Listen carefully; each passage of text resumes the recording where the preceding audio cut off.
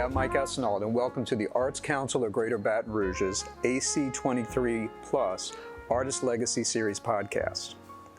This is a series where we talk to artists who are doing amazing things in the areas of the arts, including performance, education, production, as well as arts advocacy. We record this series in the Virginia and John Nolan Black Box Studio, as well as in the Jan and Bill Grimes recording studio here at the Carrie Siraj Community Arts Center. Be sure to visit artsbr.org for more information on all the great things we are doing here at the Arts Council of Greater Baton Rouge. Hope you enjoyed the podcast series, and thanks for tuning in.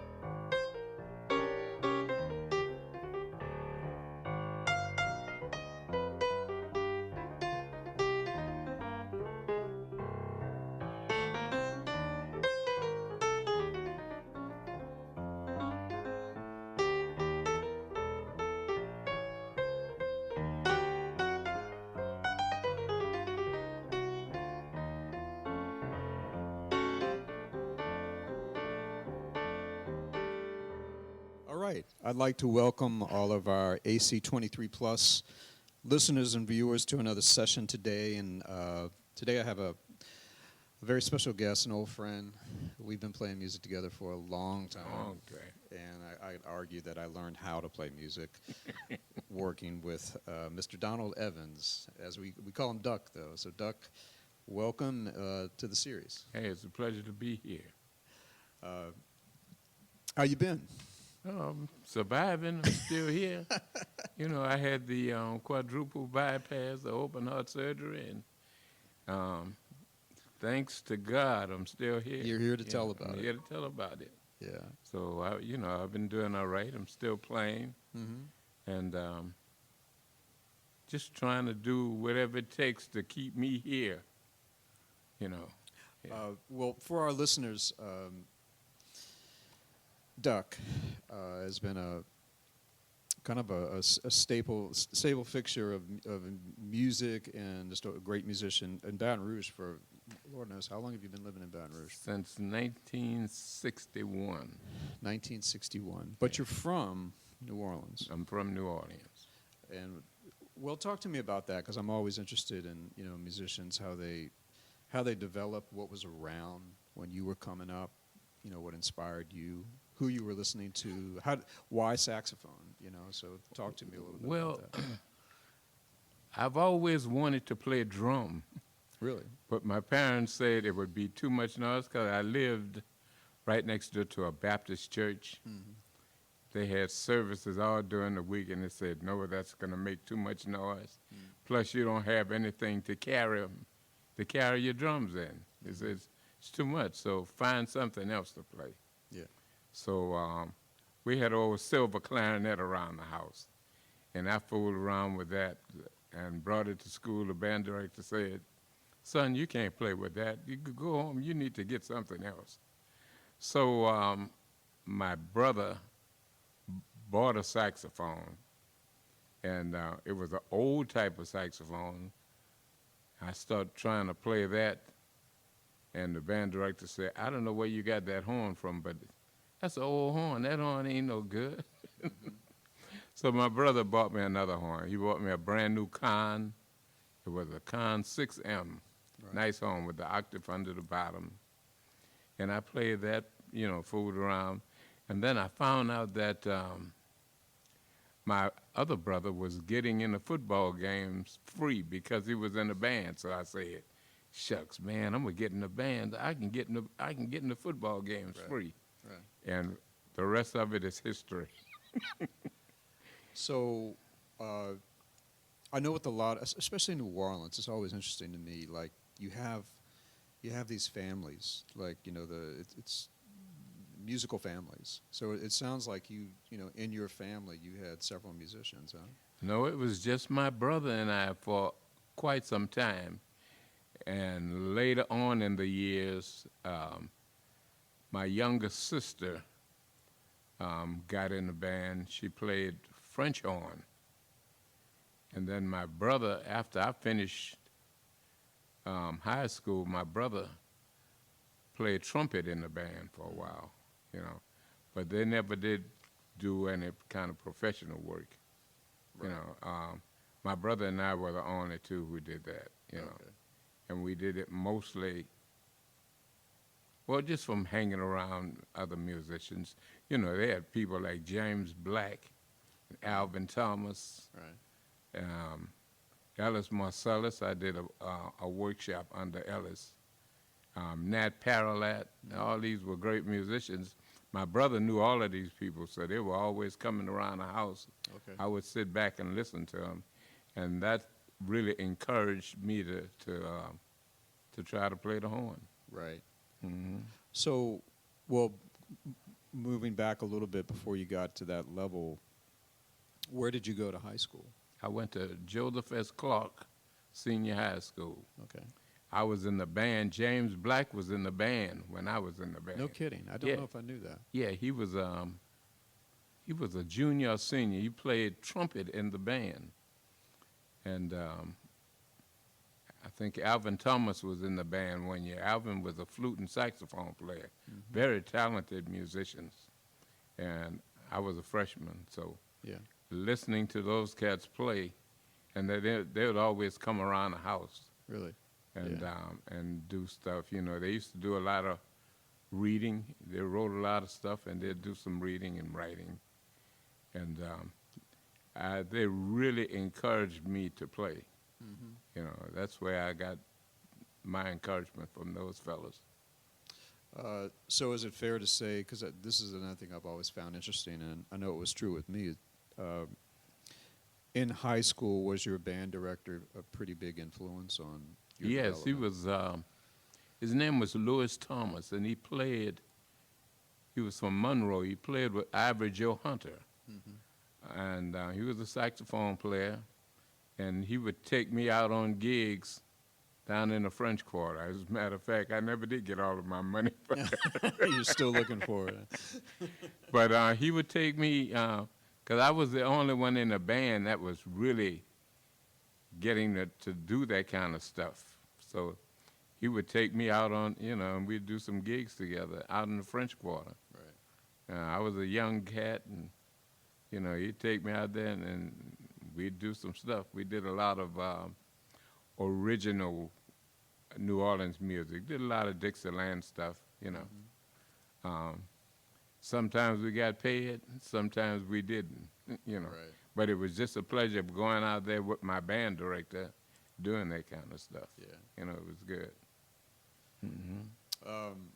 Learning those tunes, especially, I guess, the more traditional New Orleans repertoire, was that a lot of learning by ear, or were you? Yeah, most of it was by ear because you would hear this stuff in New Orleans all the time, Yeah. I mean, we heard Dixieland music all the time. Right. So we would play it all the time. And, I played with a lot of old fellas in New Orleans. We'd do some gigs. I used to call them sit-down gigs because all these fellas were old. They would all sit down, and I used to say, man, I wonder why these cats want to sit down all the time. Believe me, I found that out.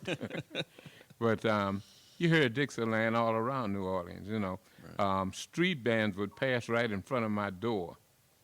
I lived in the 7th Ward, and these bands, you might see a band in the middle of the week, people marching in the middle of the street, Right. and play Dixieland. And, so mostly that's what we played, Dixieland. When I got to the point where I ventured off and played with some of the younger cats, we did a lot of R&B, Yeah. But Dixieland, playing with the old cats, we played all Dixieland stuff, original New Orleans music. Right. Mm-hmm. Right. That's such a, having just been in New Orleans for many years, playing music, that's such a blessing to kind of grow up in an environment like New Orleans, because there's so many.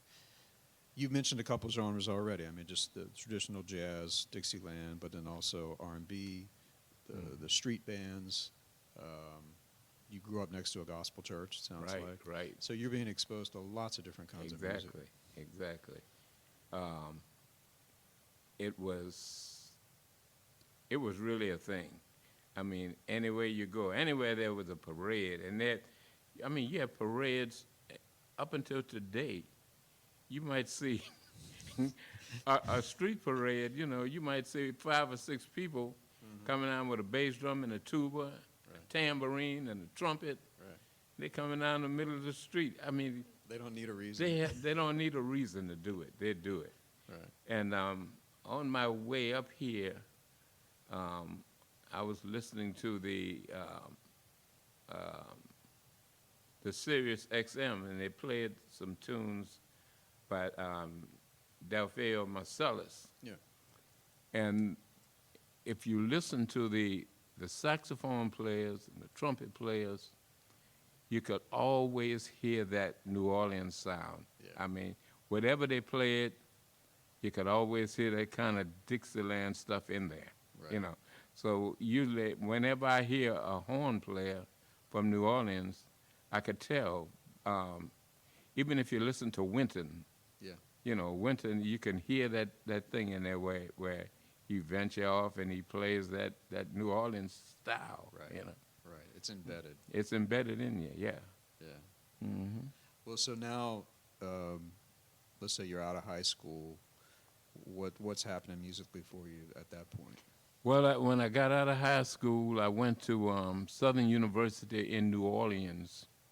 I did that for 1 semester. And then I left, and I wanted to be in Southern's band, so I ventured up here to Baton Rouge, and that was in 1961. And start dealing with the thing up here. Played a lot of R&B, a lot of blues gigs, and it kind of changed it a little. But my brother was up here. He hadn't graduated from Southern University yet, so we used to practice, go over the tunes, just a fake book. We'd go through the fake book and just practice like all day. We were staying in this little 2-room apartment. Right. And we'd practice, man. We'd do it all day, just all day, practicing. And we'd hook up little things for when somebody else who wanted to come and sit in, we'd play this little stuff to hook them up to kind of make them get off key. You know, so it was fun. But when I got up here, I think I really got serious in playing. You know, you start listening. Well, I was listening to Cannonball and Miles before I came up here. And after I got up here, my brother came home with the album and he said, "Man, I want you to hear this dude." And he put it on. It was John Coltrane. So after that, that was it for me. Yeah. I was in the train, you know. I used to use tenor reeds on, because I was playing alto saxophone then. And I used to put tenor reeds on the horn to get a little deeper sound and stuff. And listen to Blue Train. I mean, we played that stuff over and over and over again. Right. I could almost play the whole solo just listening to it, you know. And from then it was train all the way, Right. you know. Then I listened to some Sonny Rollins, Sonny Stitt. But this Baton Rouge is where I really got serious Right. with the horn, you know. Everybody thinks, when you think of Southern and music, of course the Southern Marching Band, but also the jazz program. But this is before the whole Alvin Baptiste era, wasn't it? Yeah, as a matter of fact, they put me out of the marching band because in the music building, they didn't want anything but classical music. Well, I was a saxophone player. I didn't want to play any classical music, so the band director heard me play some classical music, and he jumped on my case, so I took him down to the department head, and he got mad about that, so they put me out of the marching band. So I stayed out of the band. I never did get back in the band because they never did give me a scholarship after that to get back in the band. So when a new band director took it over, I asked them, did the old band director leave? They called it Band Aid at that time. They didn't call it a scholarship. They just say, you got Band Aid. It was like $50 a semester. Okay. But when I found out I didn't get that, I just told them, said, well, I can't get back in the band. I got to do some gigs to make some money because I was staying off campus. Right. And it went on from there, you know. Mm-hmm. Yeah. Wow. It was interesting, though, very interesting. Yeah. Well, so who were some of the people that were kind of working the scene in Baton Rouge at that time that you'd start working with? I worked with a fella named Al Rodriguez, who was a guitar player. Mm-hmm. He had polio. He was on crutches, but he was really serious. I mean, really serious. He was from Chicago, and he moved back here to Scotlandville, and we hooked up, and we just every day we'd just get together and share it. We'd just practice all day, every day. My wife would bring some food over to us, and we just practiced every day. Right. Who else? There was a Harris boy from the Harris family. His name was Alvin Harris. We called him Chico. And he had a whole family of musicians, Walter Harris, Joe Harris, all of them, they played. Walter was a guitar player.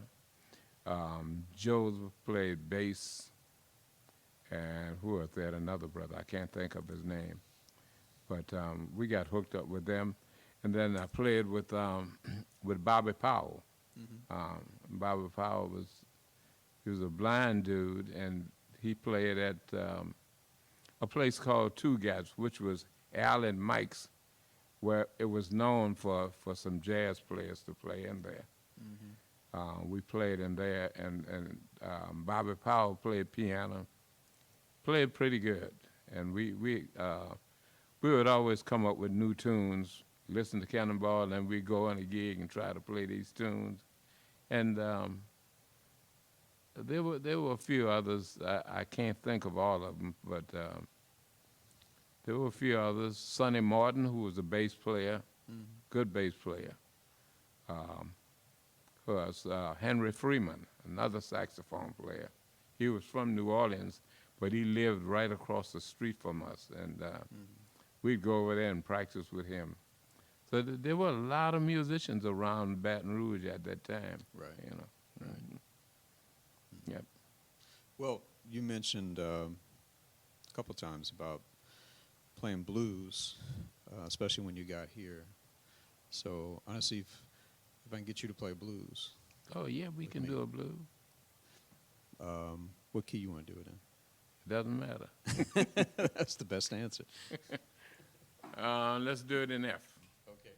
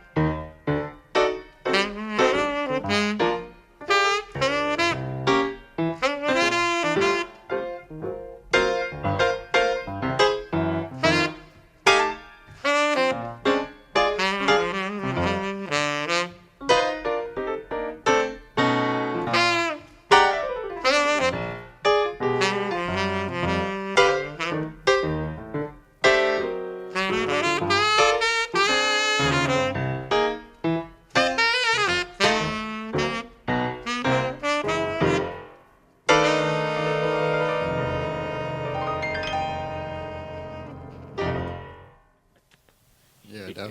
Yeah. Yeah. And that's called, I don't know, what do we call that? Ducks Blues. Ducks Blues. There it is. Yes, indeed. The debut of Ducks Blues. Well, okay, so at this point, you're, I guess, kind of finishing up college. Yeah, yeah. And so what did you get your degree in? I got a degree in music education. Okay. And then I know this already, but so you taught for Taught many for years. 33 years. And where were you? I was in a little town called Folsom, Louisiana.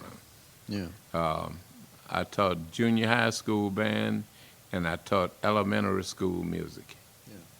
Yeah. That was interesting, because when I got there was no music. I mean, no band. You built the program? I built the program from the ground up. My budget for the first year was $50. Okay. You know, I had no instruments. I know that was way back, but I have to imagine even back then Yeah, that wasn't I had much no of a- instruments. All I could buy with that was some drumsticks, Right. a few things, you know. Yeah. But I built the band from there, started a program. I got some people out of New Orleans to rent some instruments to me, and it went on from there. When I left there, I had a band of, there was like 70 people in the band, just about. And the school only had like 230 people in the entire so- school. Yeah. So I built it up, and the band sounded good, you know. Yeah. We did some festivals, you know. We got excellence and superiors. Yeah. So it was good. It was good. It was good. So but you didn't live, like, were you commuting back and forth?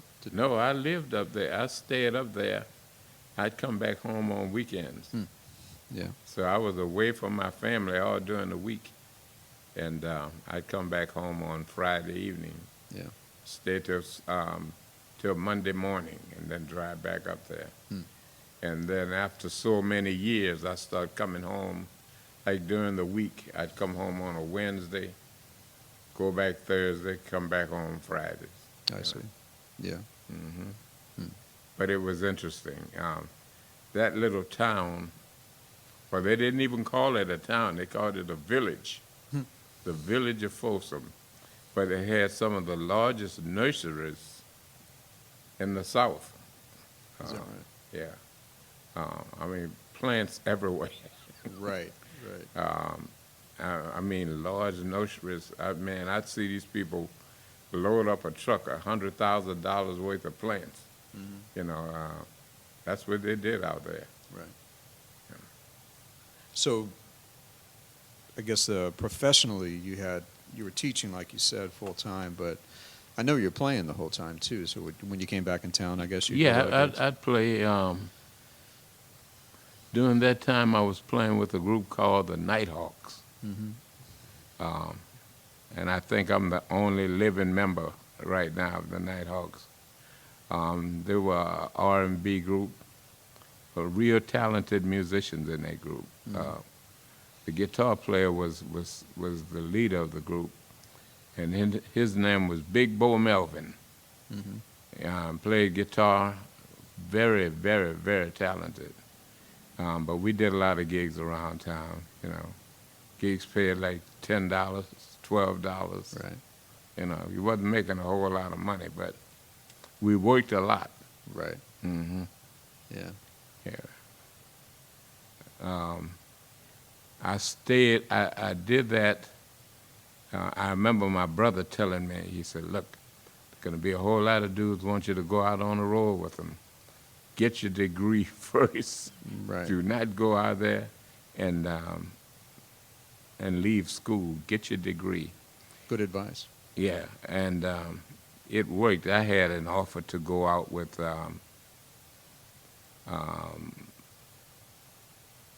let's see, what was this dude's name? Otis Redding. Oh, really? Yeah, I was supposed to go out with Otis just before they went down in the bay. And I turned the gig down. They were talking about coming through to pick me up. I also had an offer with Ike and Tina. No It kidding. was supposed to I pass through didn't know Baton that. Rouge, yeah, and pick me up. And I turned that down because I heard that Ike was doing some other kind of stuff with the Right. bread. Right. So I had to turn that down. But, we'd do some gigs. During prom season, we'd go out like on a Thursday night. We'd go out and do 2 or 3 proms and come on back ready to do class on Monday morning.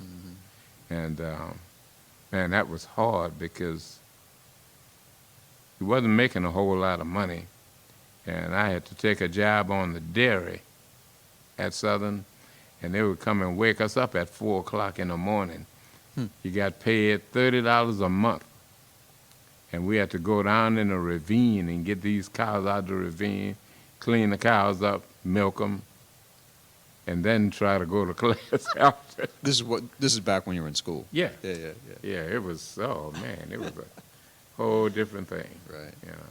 Well, I know with some musicians that I've interviewed and just known over the years, was the idea of going on the road something that appealed to you? It really never appealed to me because I was working a lot in town, and I would always say, man, I don't need to go out there. I'm working 3 nights a week, so I was working 3 nights a week while I was in school, and I didn't make plenty of money, but I made enough to survive. Right. And plus, I didn't really want to get hooked up with the road thing and have to leave school. I was determined to get the degree before, Right. So. But I guess even once you've finished school and you have a teaching job, and then you also have a family. So When before I finished school, I got the job in Folsom. They pulled me out of student teaching and gave me the job. So when it was time for graduation, I was already working in Folsom. So I stayed there after I graduated. And then back and forth, I was right across the causeway from New Orleans. So I'd go over there and do a gig here and a gig there. Right.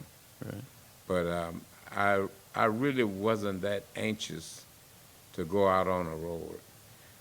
I went out there. I had been working for some years, and I went out on the road with a group called Hot Ice because Cannonball heard the group and he was going to produce the group. And the day before we left Baton Rouge to go on the road, Cannonball had a massive stroke. Oh. And by the time we got to Phoenix, Arizona, Cannonball died. Oh. So he was supposed to get us in the studio, and his brother, Nat got us together and said that he would try to get a contract for us. But it wasn't really happening. So he said, some of you fellas, y'all need to, if you're in school, go back and get in school, So I went back home. Nat said that. Yeah. Yeah. I went back home. I had this job. The rest of the fellas wanted to go back on the road. I said, look, y'all got it. I'm going back to work. Right. So, I was married. I had bills. Mm-hmm. I had to go back to work. So that's what I did. Yeah. Yeah. Well, can you speak a little bit to, so you had the professional career of teaching, playing music. You retired. When did you retire from teaching? I retired in '99.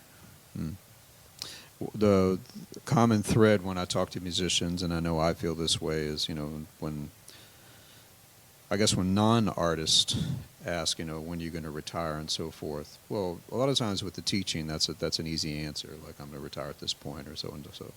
But as a musician, playing music, would you agree that there really is no retirement? Like you're still playing today. I'm still playing today. I know you love to play because I can hear it in your playing. So. Yeah, I'm not. I don't plan on retiring from playing music. Right. I retired from teaching I did 33 years. And then I taught some private students for a while. I did that. And I did some sub work until the newer kids started coming in with problems. So I stopped doing that. And I stopped doing the private thing because these kids would pay all of this money, but they never would practice. So I remember one dude, and I'm not going to call his name because he's still around, but this dude was paying me like $50 a lesson, and he wouldn't practice. You know, so after that, I say, hey, this is just a waste of time. I wouldn't take any more students. Anybody who would call me, I'd refer them to someone else. You know. But I guess I will be playing until I just cannot play anymore. I love the sound of the horn. I love to play, you know, and I listen all the time. I'm always listening. Right. I keep my radio on the satellite station, so I'm listening all the time. Right. And when I get a gig, I still try to incorporate some of those things I hear on the radio. Yeah, that's a real. I feel the same way. When it feels like you can never, you can always learn. You know, Always. There's so Always. much to learn. There's so many ways to grow That's as a right. musician and be inspired, which I think keeps us excited. Yeah, yeah, You know? yeah. There's always something new to Right. play. Right. Yeah, you think about it, it's like how many different ways can you play a blues? Well, a million different ways. A million different ways. That's right. And then you listen to a young upcoming musician who, you know, they might not have the years of experience, but they're young and they're going to have a different perspective. That's right. They see it a totally different way from the way we saw it. You Right. know? They don't. I don't think the younger musicians spend the amount of time to learn to play that we did. Because I remember practicing like 5 hours, 6 hours a day. You know, just going over little things. You know? Right. And the kids today, they don't have that type of patience. So, and then I listen to records, try to pull stuff off of records. Right. They don't have that type of patience. Well, there's probably something to be said too for the, you know, I remember as a kid when I wanted to learn, or I'd heard about some musician, you have to go to the record store, find the record, you know, drop the needle and Drop try the to, you know. needle. Whereas today, you know, the process probably hasn't changed too much. It's still an oral learning process, but the access is a whole lot easier. Yes. For a young person. For sure. You know. For sure. You know, to have a thing like a fake book, man, a fake book was like something that came down from heaven. I said, man, all these tunes are written out. I couldn't believe it when I Right. when I first ran across a fake book. I said, man, all of these tunes.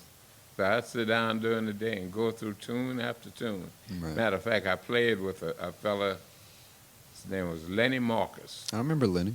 Yeah.